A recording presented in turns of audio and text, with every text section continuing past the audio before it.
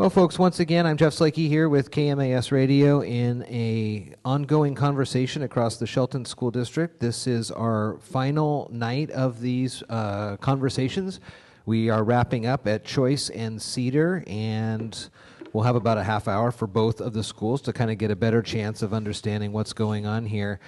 Without taking too much away from this school in particular, I do want to say that this has, I think, been a really good opportunity to, even for myself, to learn a little bit more about each one of the schools in the Shelton School District and kind of how they all funnel up into the higher education before we let the students graduate and get out of here and get on to their lives. And it's kind of just been a fun conversation with everybody here.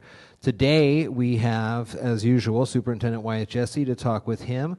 Vernon Bruni is here, Mike Koons, and Susie Wierzbicki is here as well. So first things first, Vernon, let's start with you. Just kind of give us an overview of the two schools here and how they are formatted and the population and the student population, things like that. Okay.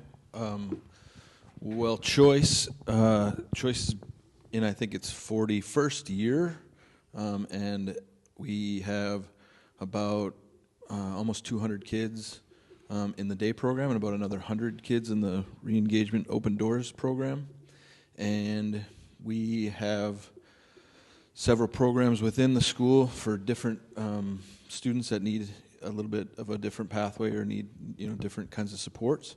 We consider ourselves to be a therapeutic school because we've got school counselor, mental health counselor, substance use counselor, and we try to give the students some flexibility in their day and give them time that they can work through some of those things if they need to. Our school motto is respect yourself and the rights of others, and it has been that since Choice's inception. And we've got 7th grade through 12th grade, and some kids that are beyond 12th grade that are trying to finish up their diploma. What are the ages on that above 12th grade? Yes, so 16 to 21. Okay. Yep. And we also have a really neat Pathways program with 15 to 20 kids, and they're actually kids that are learning about transitions, that have developmental disabilities, that have finished most of their graduation plan, but they're learning about how to potentially apply for jobs or how to manage their budgets and how to access different things in the community. So we've got a lot of different programs and a lot of different ways that kids can access education and hopefully get their diploma. And we try to support them a number of different ways, but they've got options to partner with SHS, and they partner with CEDAR. We partner, we've got them starting to do some internships, and we have a lot of vocational options that they're pursuing as well. So it's sort of like not a one-size-fits-all. It's sort of different for every kid, depending on what their needs are. So we try to meet them where they're at.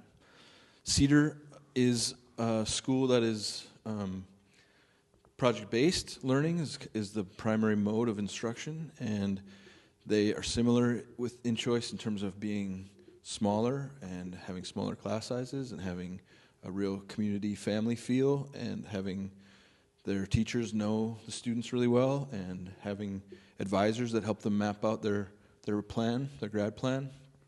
They are, most of them are in school all day and have 5 periods, and they're working through, sometimes they have a block schedule where they have a couple classes together where they're working on projects together. So an example of that would be English and social studies work together pretty well, and they have opportunities to build projects where they're trying to show their learning and also get the community involved. And it's really, I'm learning about it as we go too, because it's my first year having CEDAR. But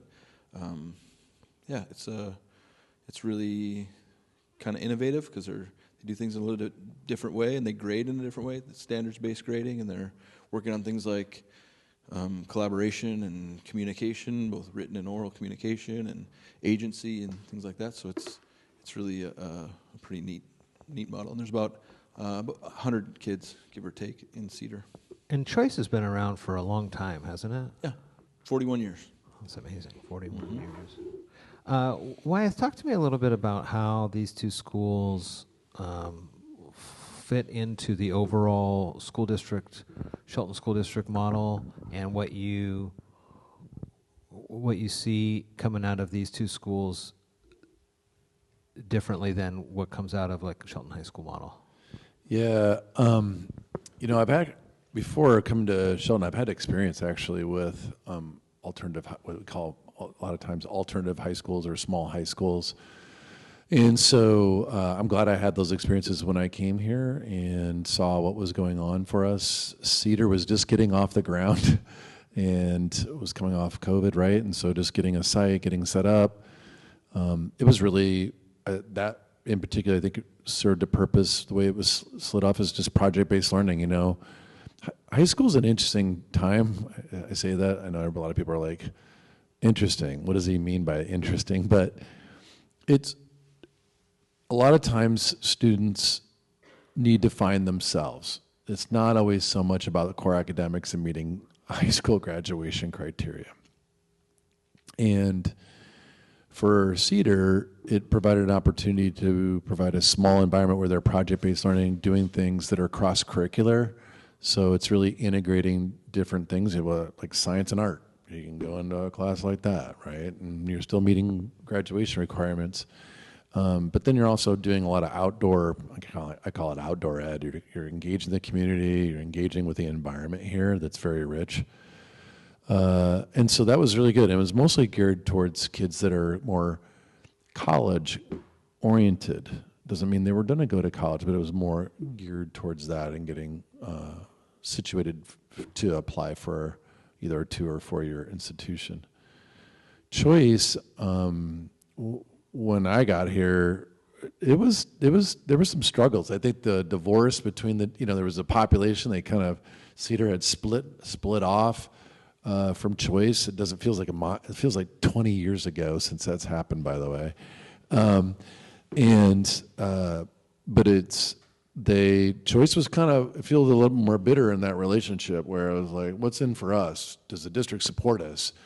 And it was a kind of a bifurcation where some people were super happy and familiar and wrap around the kids, and the other part was like, but I feel forgotten, and I feel like no one's investing in us, and why are kids just getting dumped here? So it's just because up until last year, yeah, it was up at the OC campus too. It was off. Cedar was, yes. Yeah, Cedar was. Yeah, Cedar was, and then Choice. Yeah, that was just really tough for Choice for the most part. But it also needed a switch in identity. I'm being really candid here. This community needs the Choice so badly. It just needed to switch some of the ways it was doing business. And when Bruni says kind of more of a therapeutic model, I do believe that. It's a place where they really think of the whole child. Cedar does too. But a lot of the students that come to Choice, their first thing when they walk through the door isn't about getting you a credit. Or, hey, let's get you, the first thing is going to be getting through your core academics. What's going on with you? What's going on in your life? I want to know your story, strength, and need.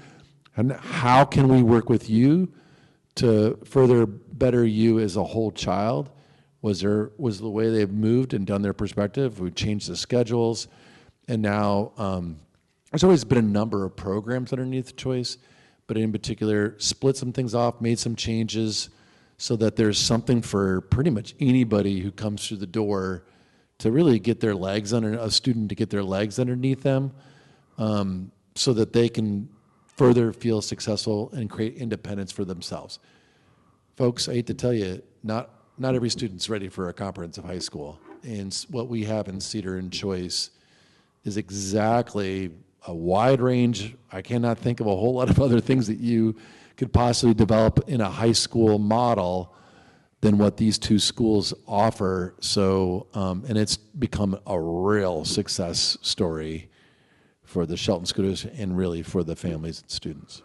If anybody has questions for these four up here, there's paper on the back, and you can fill those out, and I'll get to them. So Vernon and then Mike, introduce yourself a little bit. Tell us how long you've been here and what you do here at Choice. And then we'll get to both of you guys together talking about something. Well, so I'm... Oh, no, Mike, go ahead. Mike, got it. Thank you. Introduce Okay. yourself. Yeah, thank you. Okay.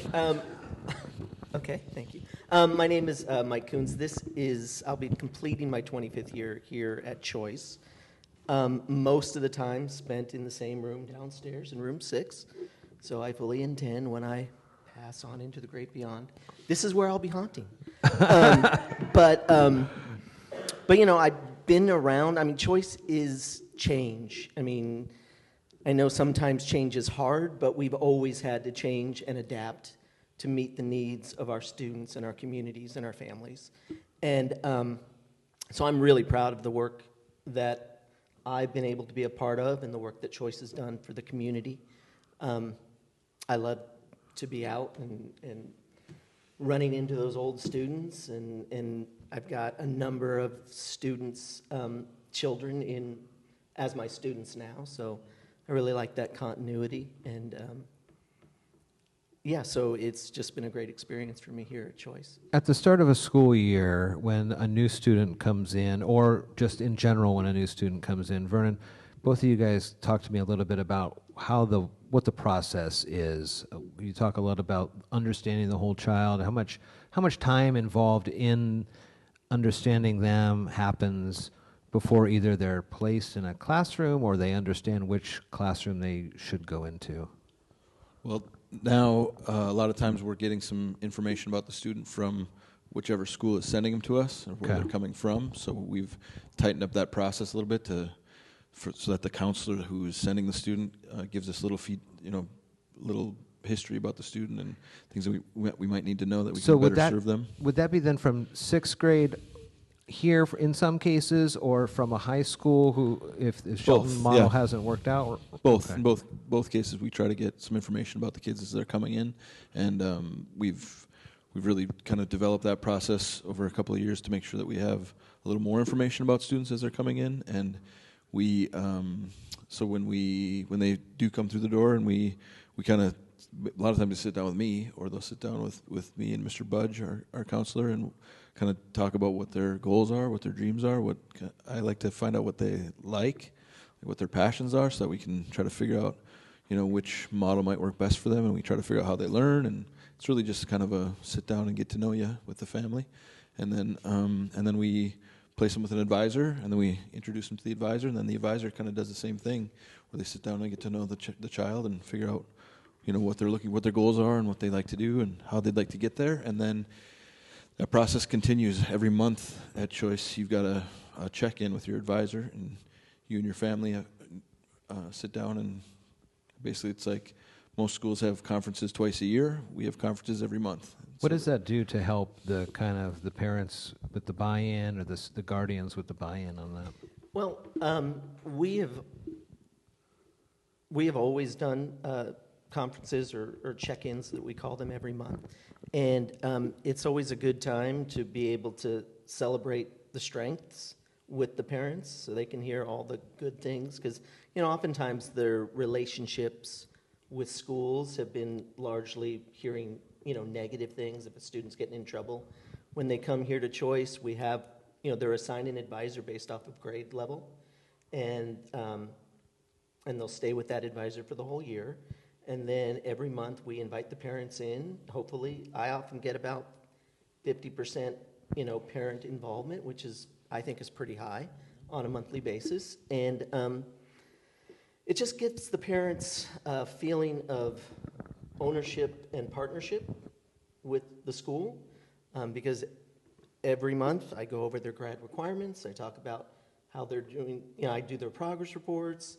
But in addition, we talk about what is their path, what is their pathway towards graduation currently, and what are possibilities and options that they can explore going forward. And so how does that help move them along to graduation eventually? If you're checking in all the time and you've got the buy-in from the parents and guardians and the students are engaged, we talk a lot, we've talked a lot over these conversations and in the past about graduation rates and things like that. What does that look like here at Choice and CEDAR as well?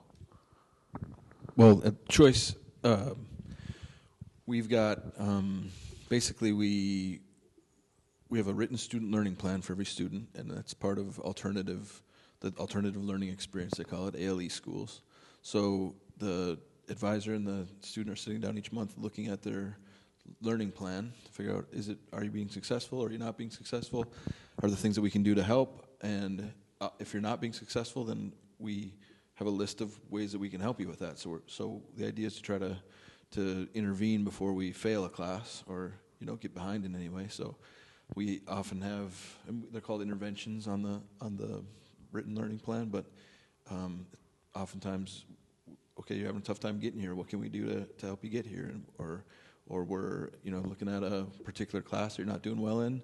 Maybe we can come in on an off day and work on it, or stay after school, or and the advisor and the student agree on that, whatever that intervention is, and then move forward and we see how it goes, and we meet again next month and see if it worked. So they're really intentionally planning for their grades and their credits literally every month. So and at CEDAR it's similar. Like they have their advisory class every day with their advisors, and advisors are really in tune with what their grad plans are, and Susie is really involved in making sure that they all have a path and that they know what classes are coming up next trimester, and that they've got the right credits in the right places, so that they've got, like Wyeth said, most of those kids are looking to go to college, and so there's certain, caters, they're called, to make sure that you're getting the right classes at the right time to ensure that you're eligible to go to college if that's, when the time comes.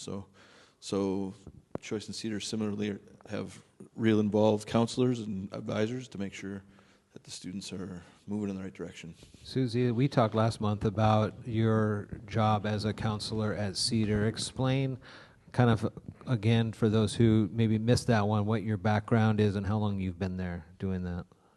Okay, let's see. So I was at CEDAR since the second year it began. That puts me at 5 years that CEDAR's been around. Before that, I was at Shelton High School, in the comprehensive high school. And before that, I was here at Choice. So it's pretty sweet to be back in the same spot where, I taught next door to Mike when Mike started too. And my babies were in the portable that is a portable outside when we had a daycare here. So I feel like I get to be surrounded by all the different ways you get to go to high school in Shelton. Explain to me a little bit about what the difference would be between a counselor and an advisor here.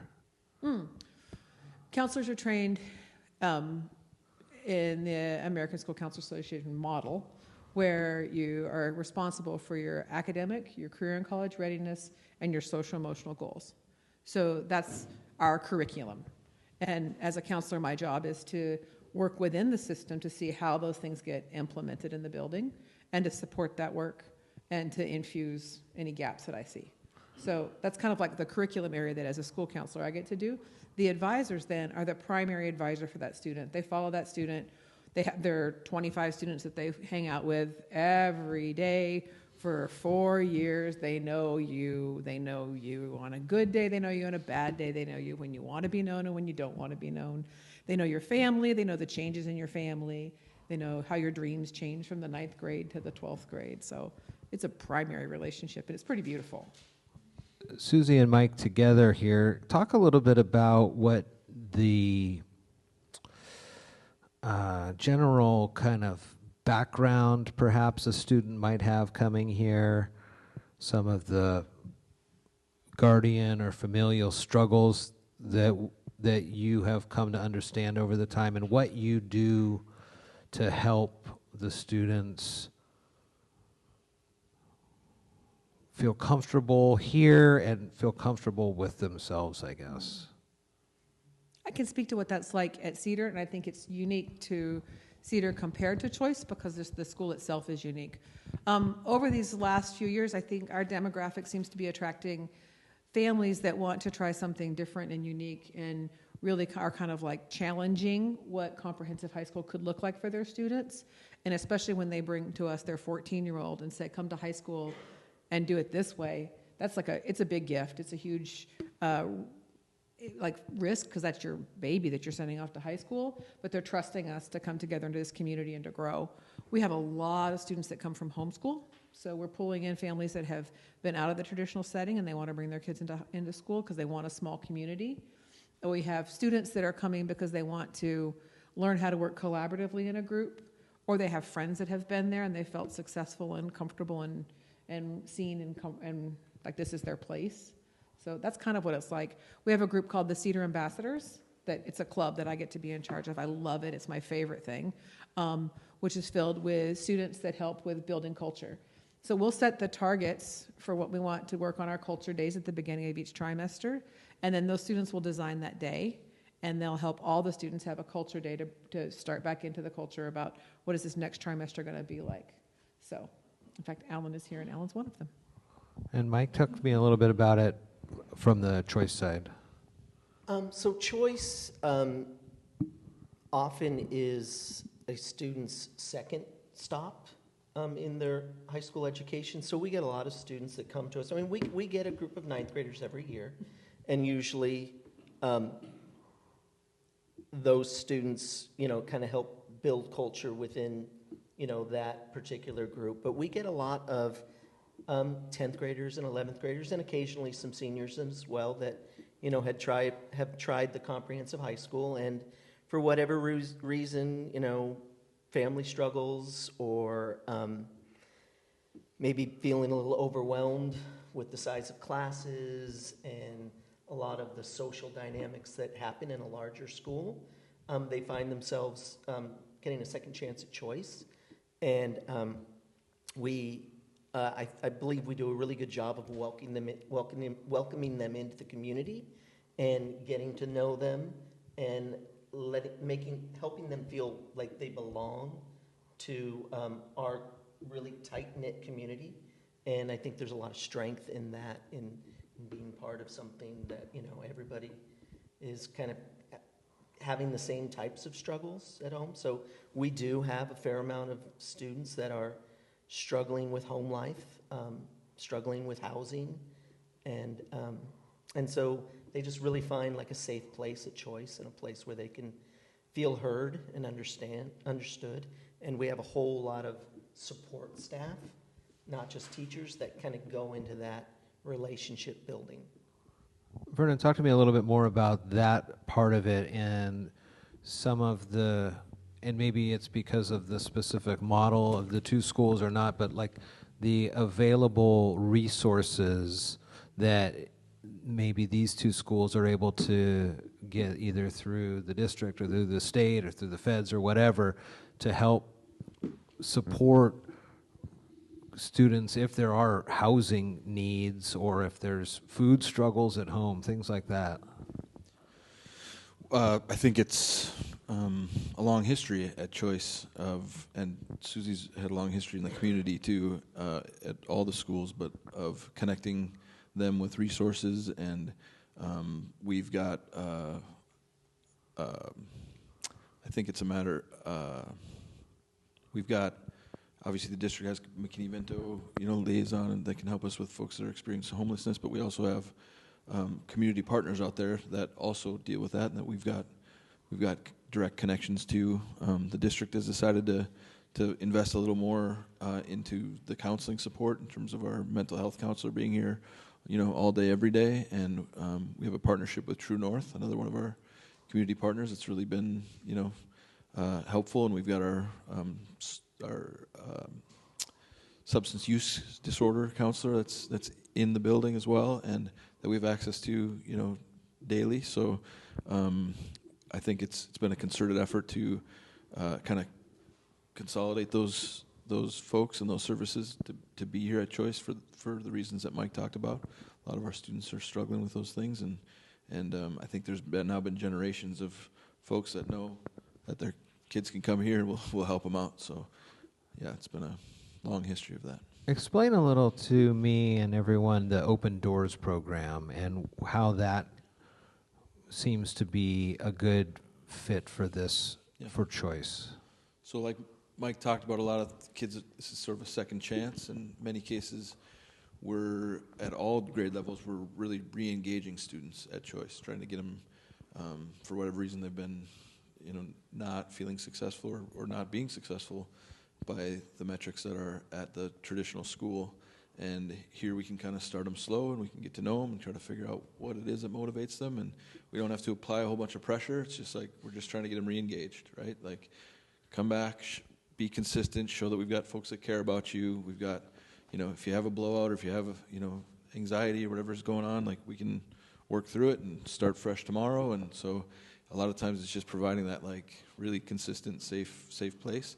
And Open Doors is an extension of that. Now we've got a whole program that's designed to capture the kids from 16 to 21 who many times feel like the ship has sailed, like they're so far behind in credits that they'll never get caught up. And it's a program that's been designed by OSPI to strip away barriers, to make it easier for kids to come in and engage and re-engage and try to hopefully see light at the end of the tunnel. So there's no pressure in terms of you've got to graduate by this time with your cohort, or there's no pressure like you need to be here 6 hours a day every day.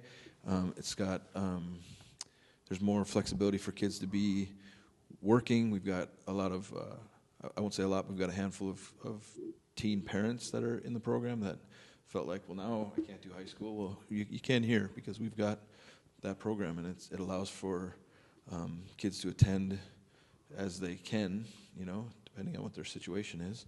And it's not based on seat time the way that a traditional school model would be. It's more about show us how you're learning. We're still learning the state standards. They're still having to follow the grad path and all that, but it's just done in a different way, and it makes it a little bit it's just easier to re-engage that way. So At the end of that completion, is that a high school diploma or a GED or? Yeah, it's a high school diploma. Okay. And we now, since we've opened Open Doors, the Gravity program used to be the program in town that offered the GED, and it was an ESD program. But since we opened Open Doors and started kind of welcoming those kids that needed a place here, those numbers kind of dwindled at Gravity, and so they have now since partnered with us, and now we are able to offer the GED and GED testing, although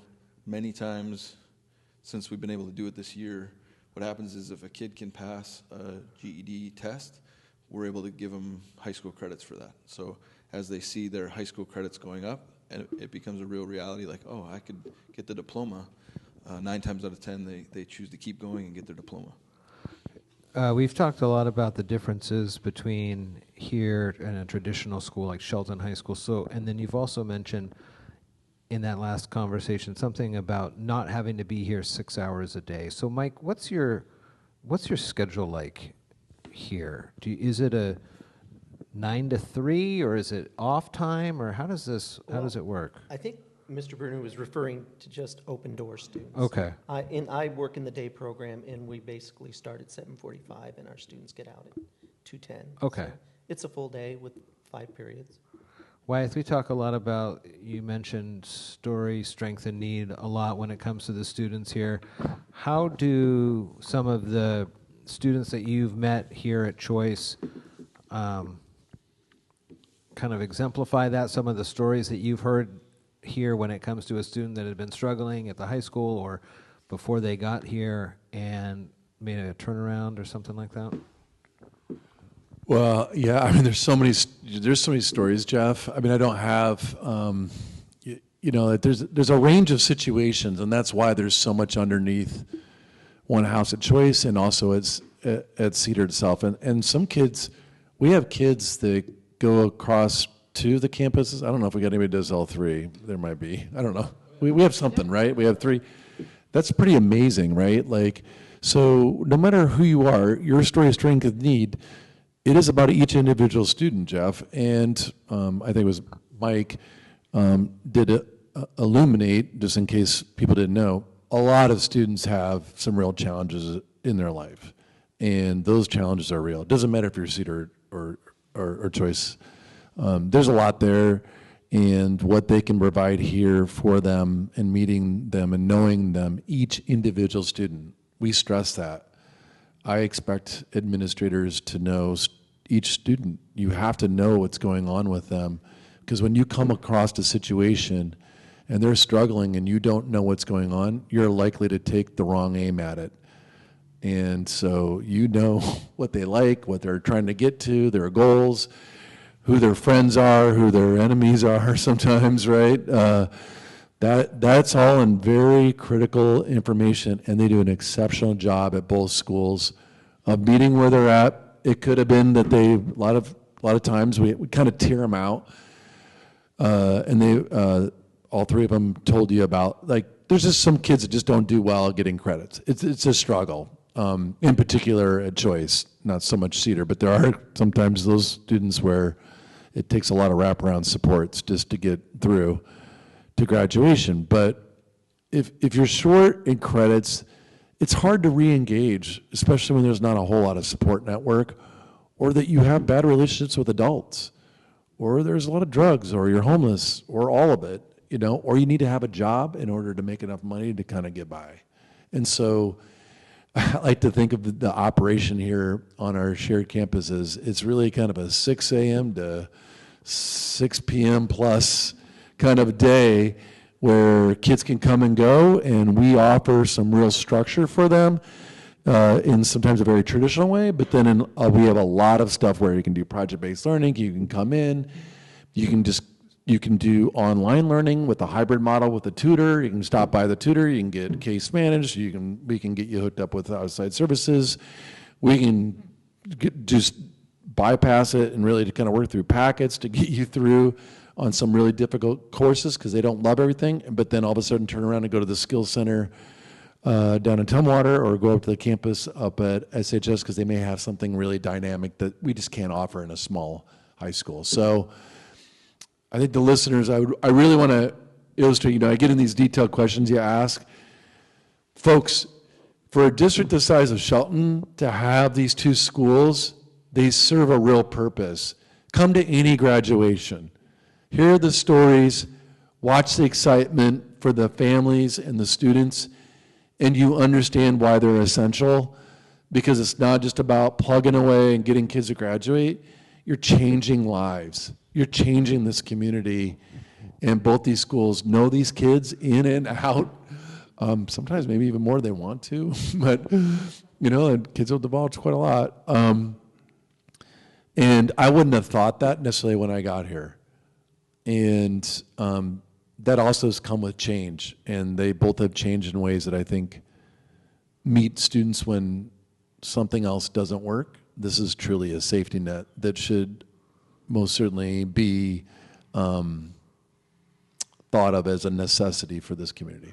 Susie, can you talk to me a little bit about what project-based learning means, and like how you, with the student, determine the project, the rigor, what somebody would maybe look at in a traditional school as the requirements needed to meet a graduation or something like that? I mean, explain how you come up with, how you and the student come up with the project, and what are the metrics there? So our teachers are trained through the New Tech Network to create an essential question on their course, and they look at the state standards attached to those courses. So the same standards of ELA, the same standards for science or math, and they then will come up with an essential question that at the end of this unit, what would a student want to know and learn? In some classes, they create that project with the students.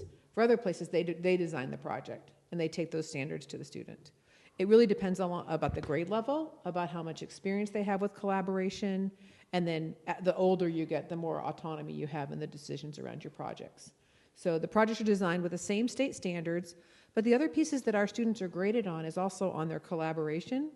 So it's not just that you do the project together, but how deeply you collaborate, what your agency is like, so how well do you engage in that on your own independently. The knowledge and thinking standards are the same from the state.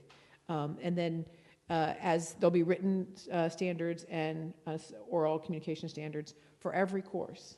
So when a project's put together, it's very comprehensive. And that's a great experience for a student to have, because by the time they're done with that in any grade, in any of our courses, they've had a real life work experience. and they've had that same, we call them soft skills or 21st century skills, but they've had to deeply work together what it means to be a coworker. I think if there's any piece around the CEDAR culture that I value the very most is that our students come to school and they learn how to be coworkers together. In high school, it's your intention is who are my friends and who do I hang out with and what's my clique and how do I define myself? But at CEDAR, the students that are most successful get through that part of it all and resign themselves to knowing that we're all coworkers. We're all going to figure out how to work this out together. And then I'll have independent relationships that are friends outside of school or outside this project. But that real work, that is the real work of growing up as a teenager, is to knowing how to deeply work together on a project. You maybe help design it, or maybe it was given to you. That might not have answered all of your questions. Yeah, but I it think takes so. Yeah. Mike, 25 years here, so you've seen a lot of changes, not only probably in Shelton, but just generally when it comes to student engagement and learning and things like that. How do you, how do you keep the students engaged in the different times, I guess, and what are some of the challenges now that you see that weren't around when you first got here? The main challenge that I see now that wasn't when I started, it was obviously social media and students' total reliance on personal technology. Granted, technology has been great in our classroom, in terms of using platforms to enhance learning, but there is a fair amount of distraction within the school day, trying to keep students focused. So how you get around that is by offering engaging work. So no student today or no student 25 years ago is going to be very engaged in work that they find boring, tedious, and irrelevant. So that's our goal as teachers, is to help them see the relevancy in what we're doing. Sometimes, when you're in like a social studies class, it's, you need to point out, things that are happening now have happened in the past. And so there's this correlation. So sometimes it's, students will say, because I teach social studies and language arts, that, how is this relevant in my life now? And so I need to be able to answer that question if I want to keep them engaged in the subject that I'm teaching them. And where does the kind of evolution and how that all works, is that a student improvement plan, a classroom, a school improvement plan that we've talked about in the past? Where do you collaborate between teacher, principal, school district on making sure this all aligns with not only what you want to see out of the district, but then also how all the students can maybe have access to this if needed? And we've worked really hard to nest ourselves. We have a strategic plan. Actually, Susie sat on the steering committee for it, and so we're all, again, it's the whole child. We are all focused on what it is that they need. So at the district level, we resource ourselves. This is why they are well resourced, is because we know that one of our key things is 9th grade on track. We know that's a matter for them, but also there's things that are tied to it like attendance and discipline. So how do we decrease that? Well, there's a ton of things here. We added another class. We didn't talk much about the middle school aspect of choice, but they used to have one class. We added a whole other class. That's not cheap, folks. Those are not, that comes out of our pocket to decide to support that, because I knew that at OBJH there just was one too many kids walking around and trying to engage in that campus. Just like in a high school, they just can't handle the big crowds. The big pond does not do wonders for a lot of kids. So we added that. We do those things resource-wise, and then our binding document for me, really through Bruni and then to the staff, is the school improvement plan. We all have the same goals across all the schools, the same areas, whether that's attendance or discipline, and depending on the year. And then also we have ELA, and then the high schools are always 9th grade on track. So that goes through. Bruni managed that for both these schools, and the staff have specific strategies they're working on to improve, to meet those goals. And so that works right down the line here. Vernon, talk to me a little bit about what the rest of this school year looks like when you get towards summer and graduation. And I guess before that, are there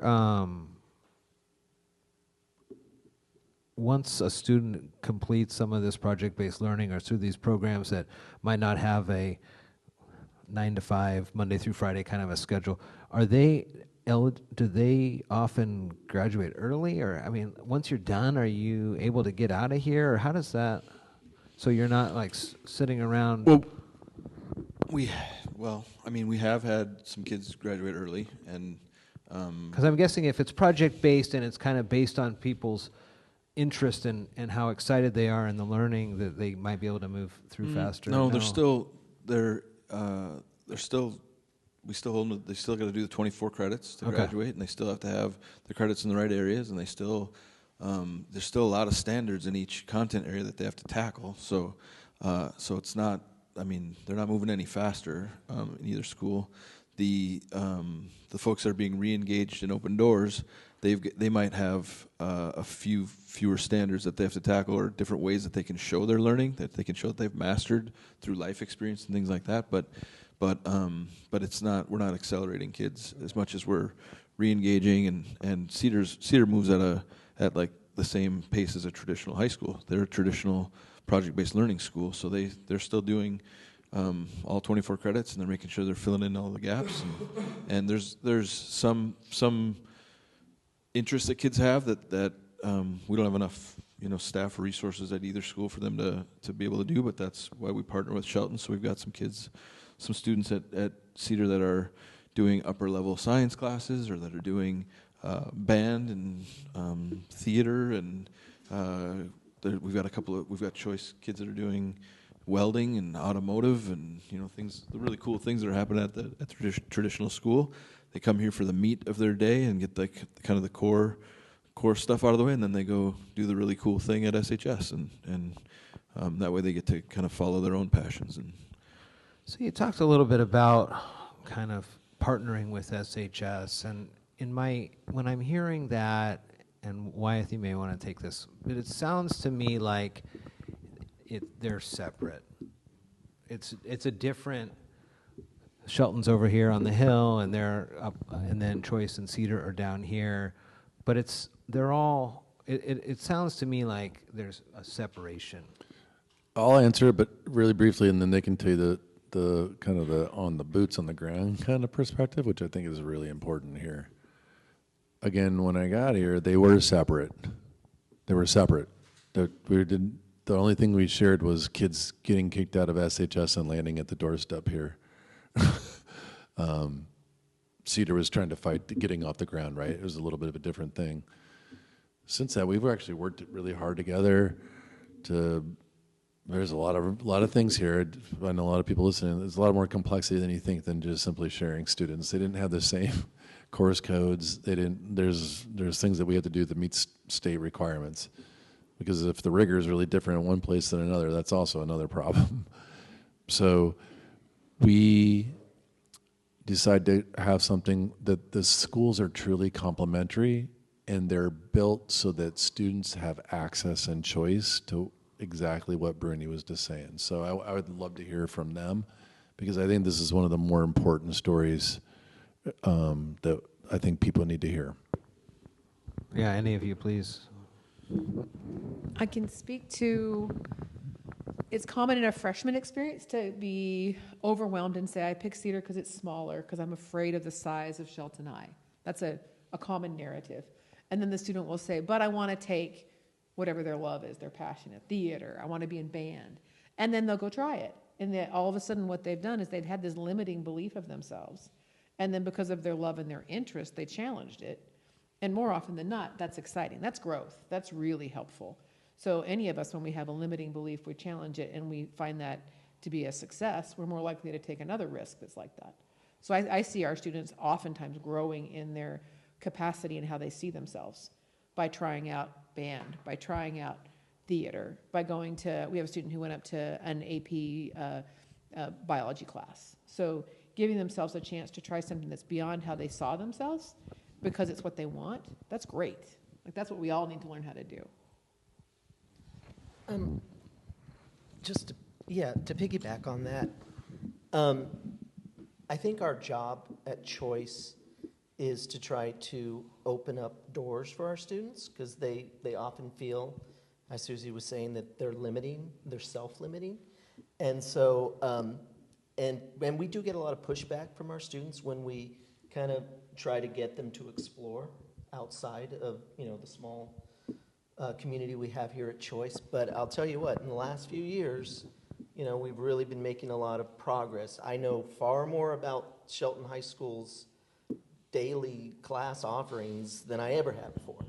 I advise juniors and seniors in the building, and so every trimester I'm working with Mr. Budge, and he gives me a list of the options that are available up at SHS, and so I'm always trying to, fill the needs of our students, because as Mr. Bruni said, we offer kind of the meat and potatoes, but we don't offer all of the dessert and the appetizers. Sure. Right? So, so we're really making that a priority. We want them to know that, we love them and we want them here, but also that there's more out there that they can explore. And so I've got, 10th graders that are taking auto shop, and I've got 12th graders that are taking Algebra 2 over at CEDAR so that they can, qualify for the Shelton Promise. And so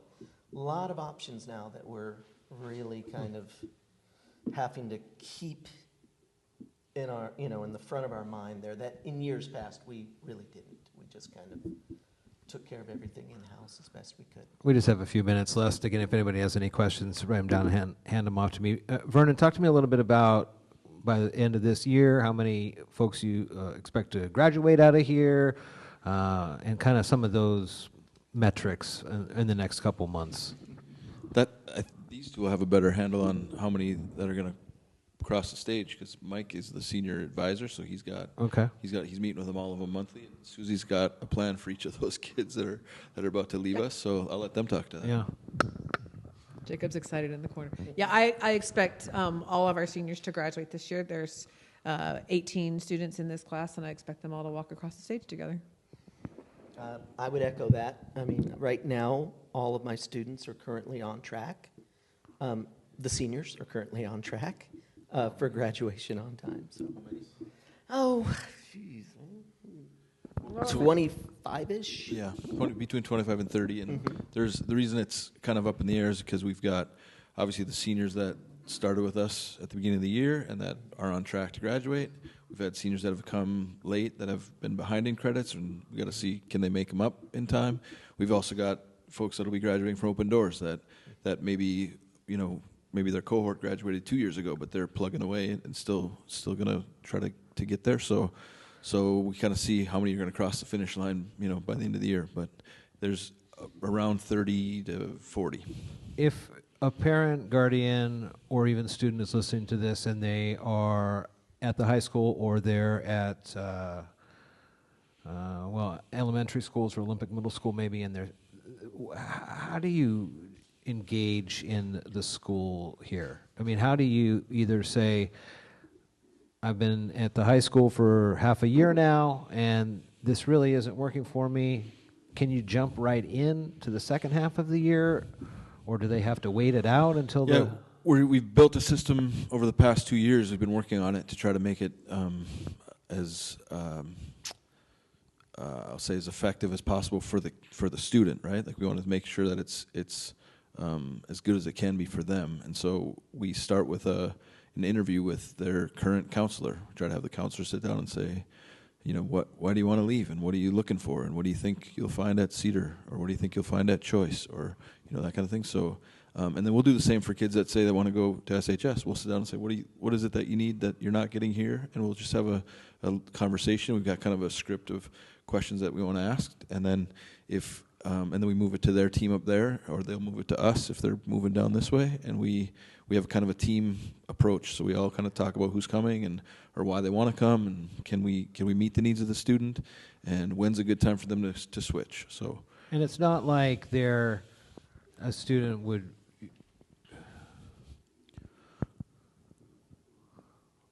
It's like it's the easier path. No. Right? If someone were to go, well, No. I'm not.